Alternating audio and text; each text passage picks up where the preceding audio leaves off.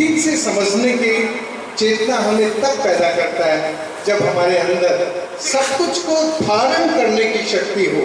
जब हम अपने इतिहास को धारण करने लगते हैं तब हमारा वर्तमान अपने आप सुधरने लगता है और उसमें से सुधरने के रास्ते बहुत सारे निकल आते हैं। तुमने जो भी कुछ कहा तो मैं उस पर बहुत टिप्पणी नहीं करना चाहता अध्यक्ष होने के नाते, पर मुझे लगता है कि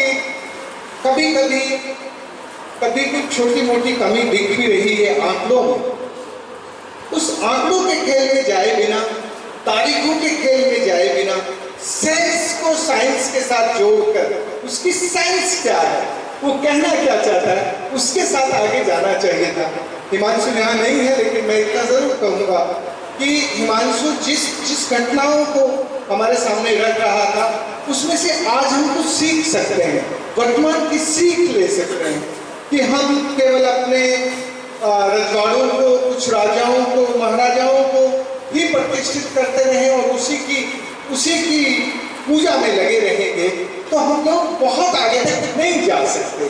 आखिर ये 21वीं शताब्दी का दूसरा दशक है। इस दशक की चुनौतियां थोड़ी अलग हैं, पुराने काल से भिन्न है। तो आज की चुनौतियों में हम कैसे आगे जा सकते हैं? मुझे लगता है कि यहाँ मैं बहुत लोगों को की क्षमताओं, कुशलताओं को नहीं जानता, इसलिए नाम लेकर नहीं कहूँगा, पर मुझे राणा जी की बात सुनने के बाद इतना जरूर लगता है कि क्या कुछ हम अपनी जो हमारी कॉमन प्रॉपर्टीज है, हमारी नदी, हमारा गोचर, हमारा जंगल, जिसमें से हमें प्राणवायु मिलती है, हमारे जीवन को आगे बढ़ाने के रास्ते मिलते हैं, उस पर जिस तरह के एनक्रोचमेंट है, उसमें जिस तरह के पॉल्यूशन है और जिस तरह से उसका ओवर एक्सप्लॉयटेशन, ये जो बड़े चैलेंजेस हैं, इन चैलेंजेस को हम जुड़ के कैसे हल कर सकते हैं?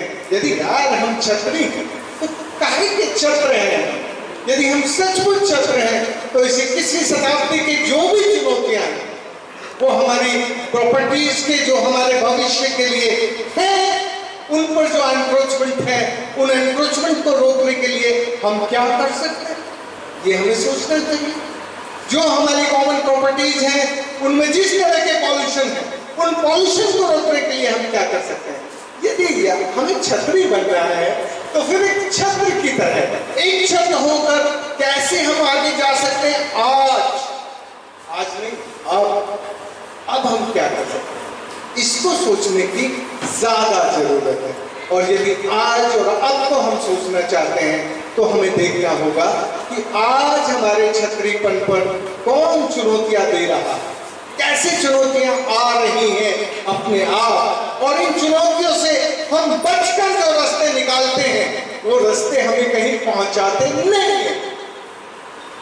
इन चुनौतियों का सामना करना पड़ता है, इन चुनौतियों को ढूंढना पड़ता है। मुझे लगता है मेरी 2 मिनट से ज़्यादा हो गए, इसलिए मैं आपको अपनी बात यहाँ समापन करते हुए अंत में यही कहना चाहता हूँ कि ये वक्त है हमें जुड़ने का। हम आज की चुनौतियों को पहचान कर, मान कर यदि जुड़ सकें और थोड़ा धीरज करने का, हमारे मन में कई बार किसी को बढ़ता देखकर जो ऐसा लगने लगता है कि मैं पीछे रह गया, अरे भूल जाओ, जो आगे बढ़ रहा है उसके बढ़ने में हम भी आगे बढ़ने वाले हैं, ऐसे देखना शुरू करो।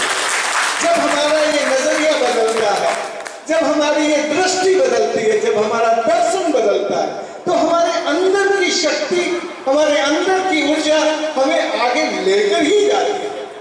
हम क्यों इन प्रतिद्वंदताओं में फंसते रहते हैं कि हम पीछे रह गए, हमसे कोई आगे निकल रहा है और हम अपनी ऊर्जा उसकी टांग पकड़ के खींचने में लगा देते हैं।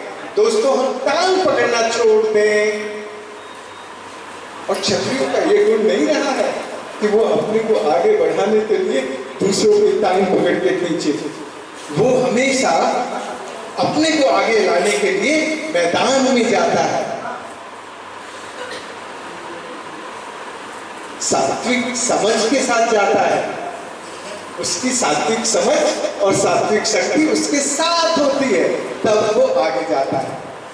मैं उम्मीद करता हूँ कि आज की ये सभा हम अपनी सात्विक शक्ति को खड़ी करके जोड़कर इस 21वीं शताब्दी की जो चुनौतियां हैं वो प्रदूषण है, वो अतिक्रमण है, वो शोषण है, उसके खिलाफ हम कैसे एकजुट हो सकते हैं।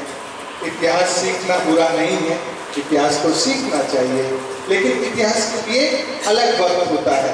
उस वक्त में उसको जानना, समझना, गंभीर चिंतन करना, संवाद चलाना, और ये वक्त है आज की चुनौतियों को मुकाबला करके अपने भगवान सिंह जी आगे जाए।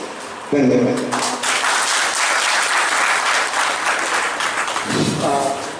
हम बहुत आभारी हैं राजेंद्र जी का। सर हम आपसे